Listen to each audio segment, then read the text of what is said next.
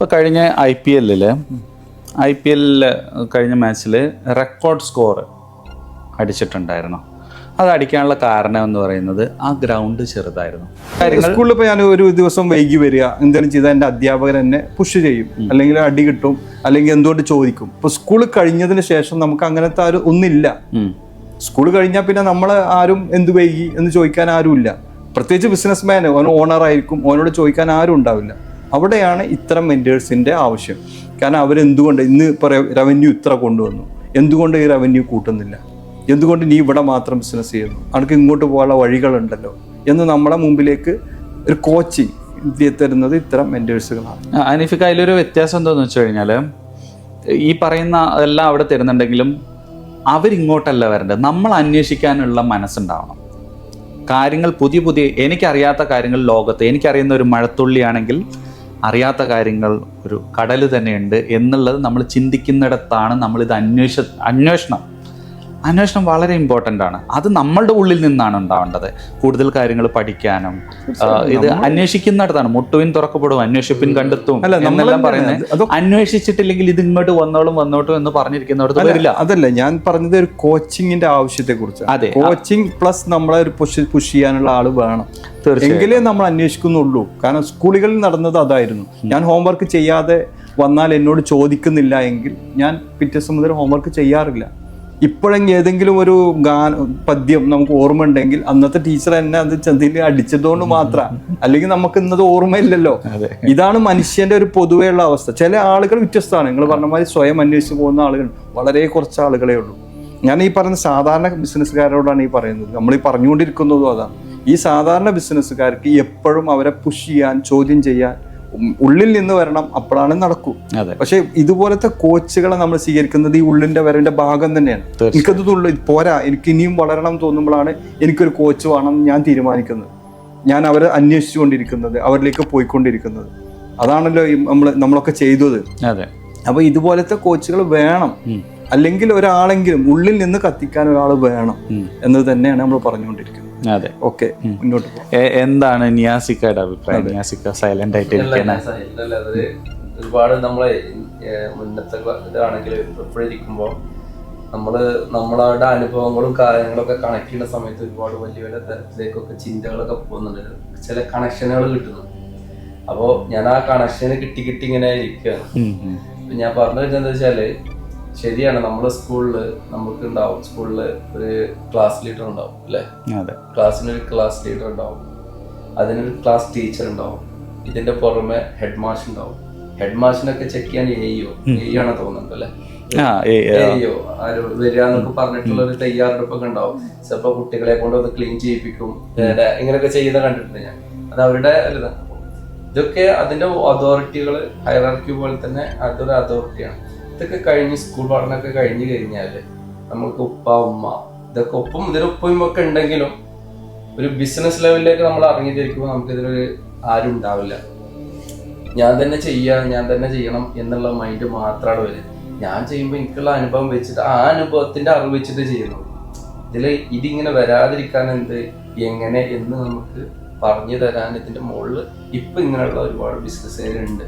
ഇവരൊക്കെ നമ്മൾ കണ്ടെത്തി അവരുടെ അത് ക്ലാസ് കിട്ടണം, എന്നാൽ തന്നെ നമുക്ക് അടുത്ത സ്റ്റെപ്പ് ചെയ്യാൻ കഴിയുള്ളൂ. ചിലപ്പോ നമുക്ക് ഒരുപാട് ഒരു സാഗരം പോലെ അവർ പറയും, ചിലപ്പോ അതിലൊരു തുള്ളിയെ നമുക്ക് കിട്ടുന്നുണ്ടാവും. ഒരു തുള്ളിയാണ്, അത് മതിയാവും ചിലപ്പോ നമുക്കൊരു സാഗരമാകാൻ. പക്ഷെ അത് നമ്മൾ സ്വയം തിരിച്ചറിയണം എന്നുള്ളതാണ് ഇതിന്റെ റിയാലിറ്റി. ഓക്കെ, അപ്പോൾ നമുക്ക് നെക്സ്റ്റ് എക്സ്റ്റേണൽ കസ്റ്റമേഴ്സിലേക്ക് തന്നെ പോവുകയാണ്. ഓക്കെ, അപ്പം നമ്മൾ പറഞ്ഞ ബൗണ്ടറിയാണ്. ഇപ്പോൾ കഴിഞ്ഞ ഐ പി എല്ലിൽ കഴിഞ്ഞ മാച്ചിൽ റെക്കോർഡ് സ്കോർ അടിച്ചിട്ടുണ്ടായിരുന്നു. അത് അടിക്കാനുള്ള കാരണം എന്ന് പറയുന്നത് ആ ഗ്രൗണ്ട് ചെറുതായിരുന്നു. 6ഉം 4ഉം ആയിട്ട് തന്നെ ഒരു പ്രിവ്യൂ കാണുന്നത് പോലെ, അല്ലെങ്കിൽ അതിൻ്റെ ഹൈലൈറ്റ്സ് കാണുന്നത് പോലെ തന്നെ രസകരമായിരുന്നു ഫുൾ മാച്ച്. അങ്ങനെ അടിച്ച് തൂത്തുവാരായിരുന്നു. അപ്പോൾ എന്തുകൊണ്ടാണ് അത്രയും സിക്സുകൾ പിറന്നത്? ആ വേലിക്കെട്ട് ചെറുതായിരുന്നു. മനസ്സിലായില്ലേ? ഈ വേലിക്കെട്ട് വലുതാവുമ്പോൾ നമ്മളുടെ സ്ട്രാറ്റജീസ് അതിനനുസരിച്ച് മാറ്റണം. ഇതേ സ്ട്രാറ്റജി ആയിട്ട് നമ്മൾ എല്ലായിടത്തും ചെന്ന് കളിച്ചിട്ട് അല്ലെങ്കിൽ ഡിഫറെൻറ്റ് വേലിക്കെട്ടുമായിട്ട് ചെന്നെടുത്ത് കാര്യമില്ല. അപ്പം അവിടെയാണ് ഞാൻ പറയുന്നത്, നമ്മളുടെ ഈ വേലിക്കെട്ട് എന്താണെന്ന് തീരുമാനിക്കുന്നത് നമ്മളാണ്. ആ വേലിക്കെട്ട് തീരുമാനിച്ചിട്ടായിരിക്കണം നമ്മൾ സ്ട്രാറ്റജീസ് ഇംപ്ലിമെൻറ്റ് ചെയ്യേണ്ടത്. അല്ലാതെ നമ്മുടെ ബിസിനസ്സോ സ്ട്രാറ്റജീസ് എല്ലാം ഇംപ്ലിമെൻറ്റ് ചെയ്തിട്ട് അത് എല്ലായിടത്തും പോയി കൊണ്ടുപോകുമ്പോൾ അത് പൊട്ടാനാണ് സാധ്യത. പലപ്പോഴും ബിസിനസ് ഒരു സ്ഥലത്ത് നിന്ന് മറ്റൊരു സ്ഥലത്തോട്ട് അല്ലെങ്കിൽ ഇങ്ങനെ ഒരു തരത്തിൽ എക്സ്പാൻഷൻ നടക്കുമ്പോൾ ഇത് ബ്രേക്ക് ആവാൻ അല്ലെങ്കിൽ എക്സ്പെക്റ്റ് ചെയ്ത പോലൊരു ടേൺ ഓവറോ അല്ലെങ്കിൽ റിസൾട്ടോ വരാത്തതിൻ്റെ കാരണം ചെറിയ വേലിക്കെട്ടിൽ ഉണ്ടായിരുന്ന ആ 6ഉം 4ഉം വെച്ച് കളിച്ച ആ ഒരു കാര്യങ്ങൾ നമ്മൾ വലിയ വേലിക്കെട്ടിൽ പോകുമ്പോഴും അടിക്കാൻ ശ്രമിക്കുന്നു, അവിടെ ഔട്ടായി പോകുന്നു. ഇതാണ് സംഭവിക്കുന്നത്. അപ്പം നമ്മൾ ആദ്യം അറിയേണ്ടത് നമ്മളുടെ വേലിക്കെട്ട് എന്താണ് നമ്മൾ വെച്ചിരിക്കുന്നത്. അപ്പം അത് എത്രയും നമുക്ക് വലുതാക്കാം.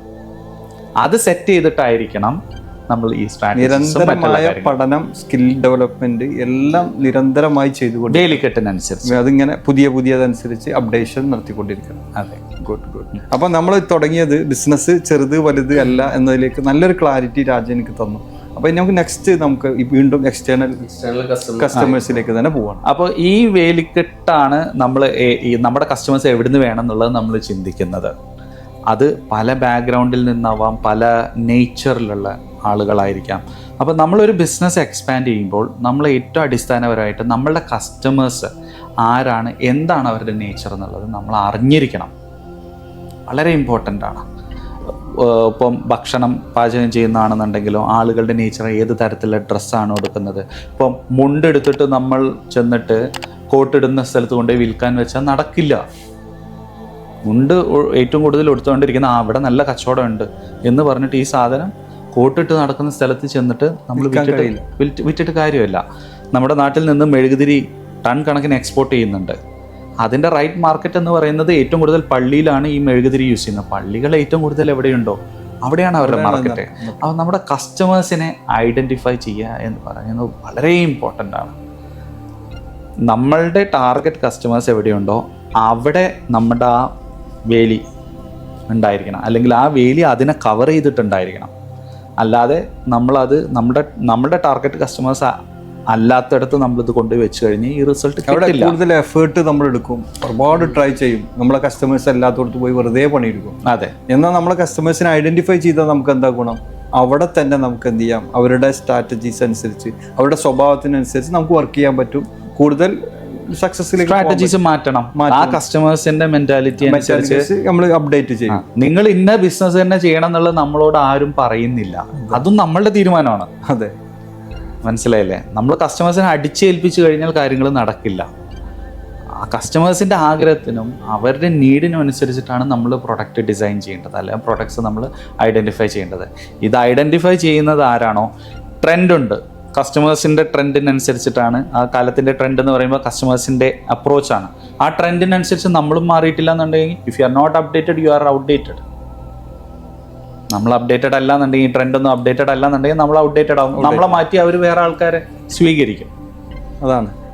അപ്പോൾ കസ്റ്റമേഴ്സാണ് ഈ കാര്യങ്ങളൊക്കെയും തീരുമാനിക്കുന്നത്. നമുക്ക് ഏത് രീതിയിലുള്ള ബിസിനസ് അവരെ നമ്മൾ മനസ്സിലാക്കുന്നിടത്താണ് നമ്മളുടെ വിജയം എന്ന് പറയുന്നത്.